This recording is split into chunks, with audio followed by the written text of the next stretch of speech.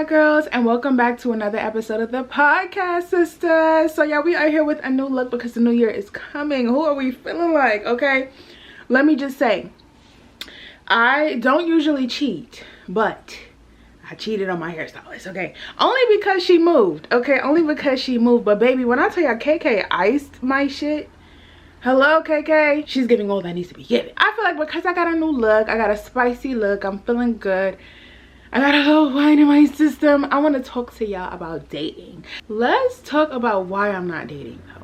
Honestly, I feel like the space I am in life, like I want my life partner, but it's like I'm not actively looking for someone. It's gonna happen when it's supposed to happen, you feel me? So I'm not trying to, you feel me, apply too much pressure. I'm not trying to do too much.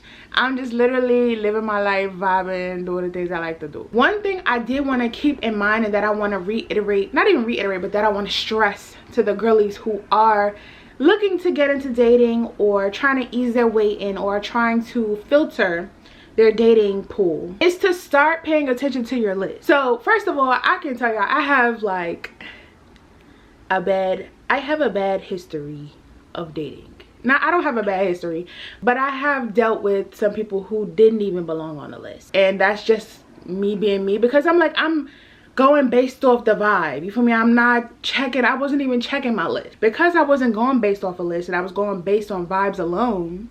When things got serious, I was expecting like my list to kick in, and I'm like, okay, let's get into the list. And it's just like, the list never existed with this person. Like, hello, what are we talking about right now? What list? And I'm not saying you're gonna get everything on the list, but just having something to like steer you in the right direction, because you want those things for a reason. You are seeking certain things for a reason. Like, you are seeking someone who's compassionate, who's understanding, who's graceful, who's patient, who's loving and caring and supportive. Like, you're seeking these things for a reason. Why would you go out in the field without your list and get somebody who don't do any of that, and then you mad because they don't do any of that, but you never, like, you feel what I'm saying? For me, I'm not gonna lie, sometimes y'all, I used to get wrapped up in the fact that it's been a long time, like I haven't dated anybody, and then this person comes and I'm like, oh my god, where did you come from? You came out of nowhere. They say people come out of nowhere, and you know the lover girl in me is like, oh my god, yeah, hello, you might be the one.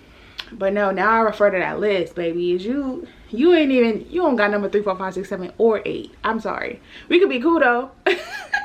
But before, I didn't give that because I don't know, y'all, I was so scared to stand on business. Like, I don't know, I just felt like before I just had to be like accepting of what was being given to me, and it's like, no, I have every right to say no, I don't want this. No, I don't want you in that capacity. No, I don't want, no, what Lotto said, nigga, I don't want that. Okay, hear me out. I feel like a lot of women throughout history have been accustomed or taught to just accept what's being given to them. The age that I'm growing up in, it's like, no, you can actually say, I don't want that shit.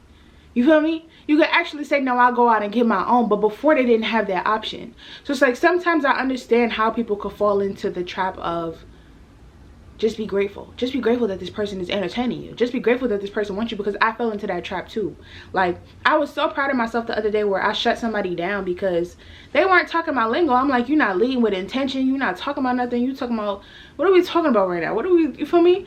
And I took that as something to brag on, because I would have never done that in the past. I would have never said, no, I'm not coming to this date.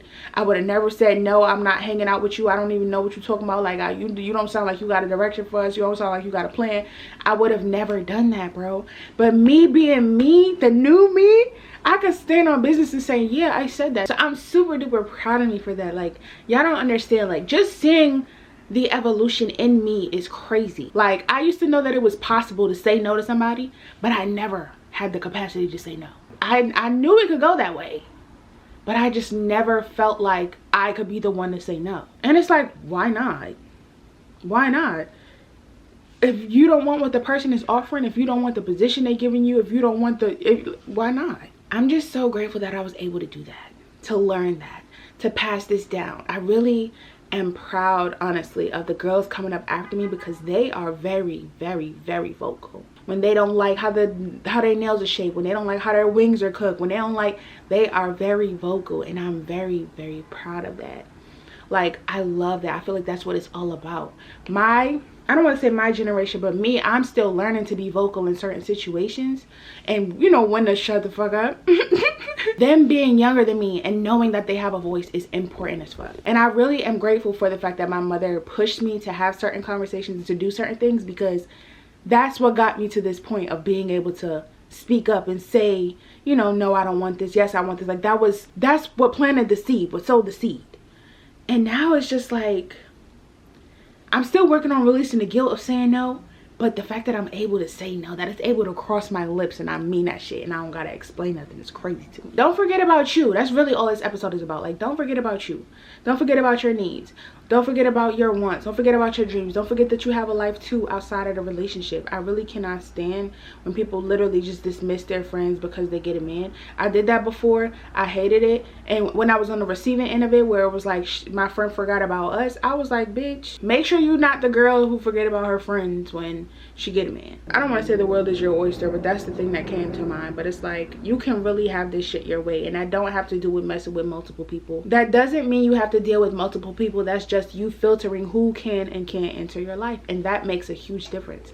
Because I've been seeing so many messages of like, you need to be leery of being attached to the wrong people, and I 110% agree with that, because a lot of people end up in fucked up situations just from association. Like, you could literally have just spoken to a person and now they snatching you in them. Be sure you know who getting close to you, girl. Just be careful. Like, it really doesn't even have to be about relationships.